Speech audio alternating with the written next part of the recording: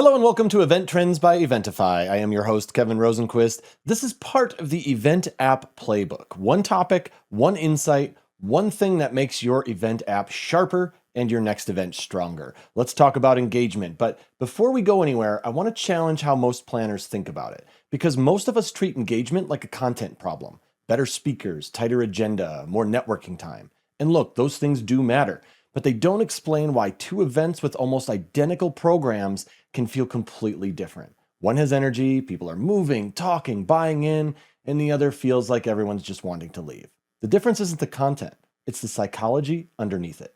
There are really only 5 psychological levers that drive how people behave at events. And every single engagement feature in your event app, every one is just a different way to pull on one of those levers. Once you see it that way, the tactics stop feeling like a list of features. They start feeling like a system. So, let's go through them. The first lever is variable reward. You know why people don't put their phones down? It's not because the content is always good. It's because sometimes it is.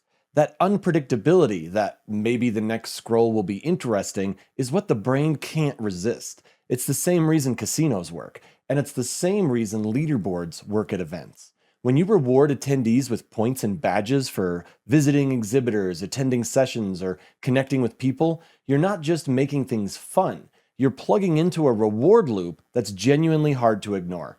The attendee isn't thinking, I should visit booth 14. They're thinking, I'm 12 points behind the person above me. The booth visit is a side effect. That's the commercial angle your sponsors should care about. Booth traffic doesn't happen by accident. You build it into the mechanics. Scavenger hunts run on the same thing. Every checkpoint is a little hit of reward. And if you want to steer traffic to a specific area, like a sponsor zone that's underperforming or a session that needs more bodies, you just put a checkpoint there. Missions let you get even more precise. You can push a targeted action to specific attendees in real time.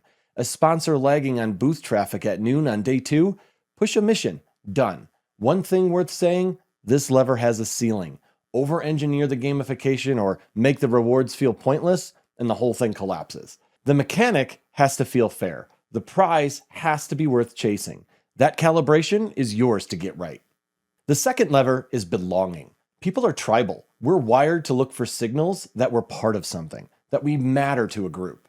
Events are one of the few environments left where you can actually manufacture that feeling at scale, and your app is the infrastructure that makes it happen.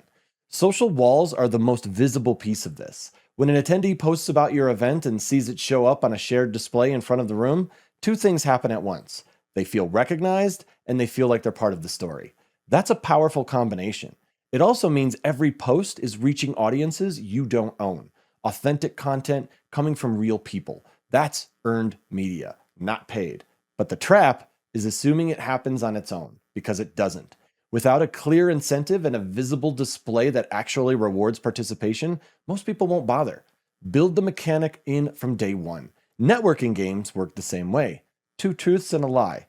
Human bingo. A well-run icebreaker. These aren't just fun, they create shared experience. And shared experience is the fastest route to group belonging. Attendees who go through something together bond in a way that a cocktail hour almost never replicates. That bond is what brings them back next year. Social impact challenges land here too. Give a group of attendees a shared goal like a sustainability challenge or a community initiative, and they're suddenly doing something together. That feeling attaches to your event brand, not just the cause, your brand. The third lever is autonomy. Here's a consistent finding across decades of research into human motivation.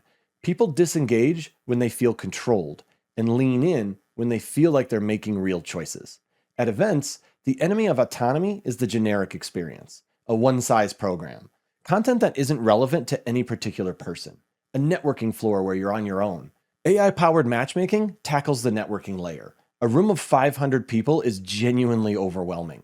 Most attendees default to talking to the people that they already know, not because they're antisocial, but because cold networking is hard. When your app surfaces the 5 people this specific attendee should actually meet based on goals, interests, and profile data, you're giving them a personalized path through that overwhelm. That is autonomy. Not a free-for-all, not a forced pairing, a curated starting point that feels like their own. Session pairing takes that same logic into the program. Instead of arriving and hoping the agenda is relevant, The app has already built them a personalized schedule. Session attendance goes up, drift goes down. And your sponsors running workshop tracks get surfaced to exactly the right people, not just whoever happened to wander in. Personalized city guides extend it even further. If attendees are traveling in, your app should help them navigate the city, restaurants, bars, transportation, landmarks. An app people actually use is real estate. Use it for sponsor integration. The fourth lever is status. Not vanity, status. And there's a difference. Vanity is wanting to be seen. Status is wanting to matter, to be recognized for something. And events are one of the environments where status is most actively sought. The planners who understand that can use it commercially. Badges and leaderboards aren't just gamification, they're status signals. When an attendee earns top connector or cracks the top 10 on a leaderboard, they're telling the room something about themselves. That signal has real social value to them, which means they'll work for it. Virtual mentorship sessions run on status from the other direction. Small group access to an industry leader is inherently exclusive. Not everyone gets it. That exclusivity is the whole point, and exactly why it belongs in a premium tier or a sponsor underwritten program. The speakers that you're already flying in are sitting on expertise most of your attendees would pay separately just to access. Stop leaving that on the table. Virtual photo booths connect status to memory. A dedicated in-app space where attendees can upload and share event photos does one specific thing.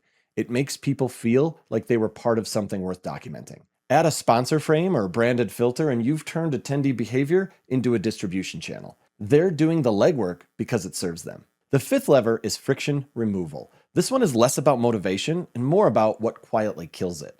Friction is invisible until it isn't. An attendee who can't find the right session, can't get a question answered fast, can't figure out which exhibitor is worth their time, that attendee mentally checks out. And once someone checks out of an event, you almost never get them back. Chatbots live here. Not glamorous, not a headline feature, but an attendee who gets an instant answer to a basic logistics question stays in the experience. They don't step outside to Google it. They don't get frustrated and go back to their hotel room. The commercial case is simple. Friction removal increases dwell time, and dwell time is what every other feature in your app depends on. AR experiences remove a different kind of friction, the friction of imagination. If a sponsor's product is complex or physically impossible to bring to a booth, AR gives them a way to actually show it.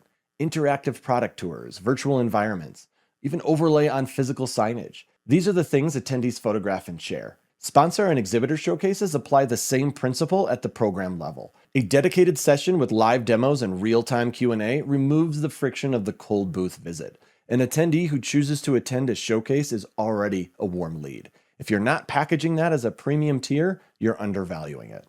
Now here's how to actually use this. Your event app isn't a list of features, it's a psychological environment. Every mechanic you build is either reinforcing a behavior you want or leaving one to chance. Variable reward drives traffic and activity. Belonging drives loyalty and word of mouth. Autonomy drives satisfaction and return intent. Status drives aspiration and tier value. And friction removal drives dwell time and everything that depends on it. You don't need all five at once. Pick the 2 or 3 that map to your next event's commercial goals. Build the features that pull those levers. And when you're presenting to sponsors, describe the behavior the tools create. That's the conversation that holds up at renewal. Head to Eventify.io for a free demo and subscribe to the Eventify YouTube channel so you never miss an episode. Thanks, and I'll see you on the next one.